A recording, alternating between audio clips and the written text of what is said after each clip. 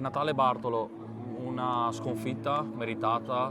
Nel secondo tempo si è venuta fuori la qualità dei primi in classifica del Chioggia, ma quello che volevo chiederti io è, noi nel primo tempo ci siamo avvicinati a loro, cosa è successo nel secondo tempo? Ci siamo disuniti perché loro hanno segnato subito o è proprio stato un calo fisico o mentale? È stato secondo me più un calo fisico.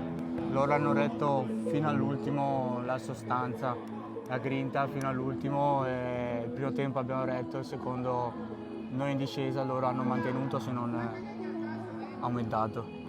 E lì. Adesso fra 2 venerdì, perché venerdì prossimo non si gioca, parliamo quindi di venerdì 12, arriva in casa il Milano, che è un'altra super squadra che lotta con il Chioggia per il primo posto in classifica. C'è la voglia di riscattarsi, di fare la prestazione in casa contro un'altra grande squadra? La voglia c'è sempre e a questo giro c'è anche il tempo per preparare bene una partita che non vogliamo sicuramente perdere e né tantomeno pareggiare. E non penso neanche loro, quindi sarà sicuramente una bellissima partita. E basta. Va bene, grazie a Natale Bartolo. Grazie a te.